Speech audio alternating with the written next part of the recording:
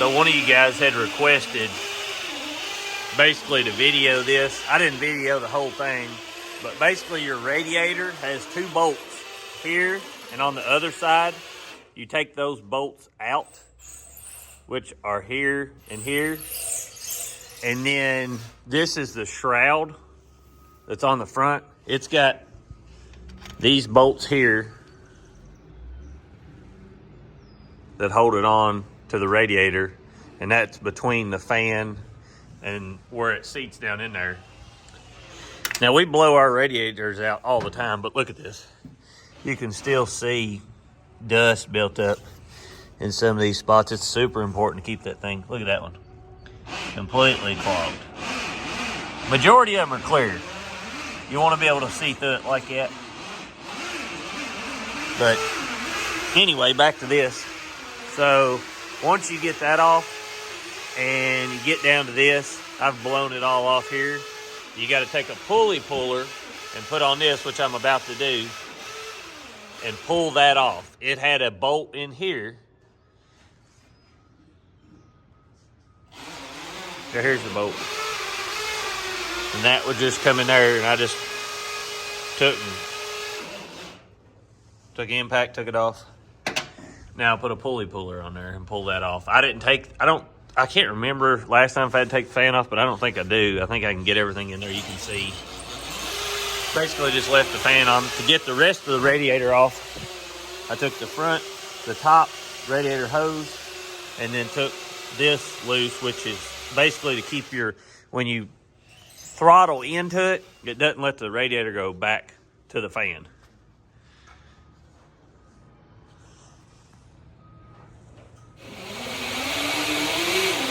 Here's the part number.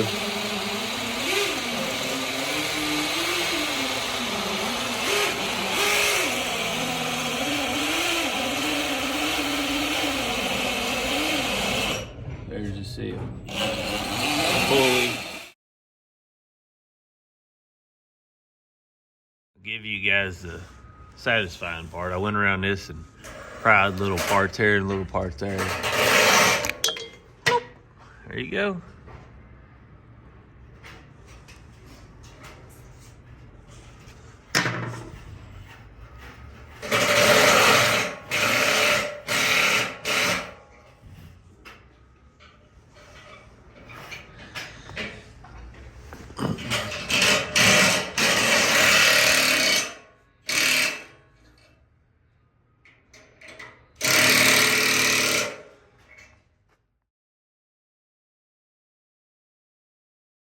When you are putting this back on, you see that little hole right there? There's a little pin inside there. See it right there? Now watch when you put this on. If that's not lined up, that's as far as it'll go. See how much of a gap? You spin it until it locks in. See it go in there? That's what connects them to your main crank. So just make sure you get that in there whenever you do it. Hold it sideways. Yeah, but I just want you to come around here and video the seal. I'm going to show them how to put one back in correctly, and that way they don't mess one up driving it in. So always use your old seal and put it up against this one, and then just make sure you're going evenly around it.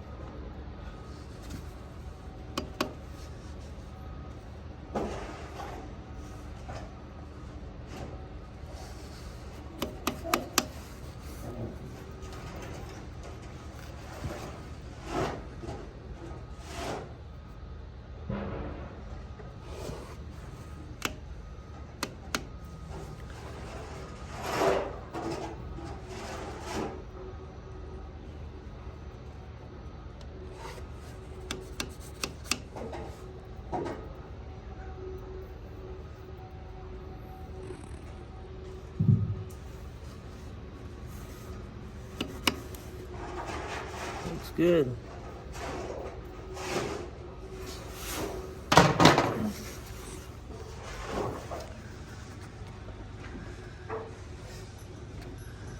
And that way you don't mess the face of your seal up and you can hit around it evenly.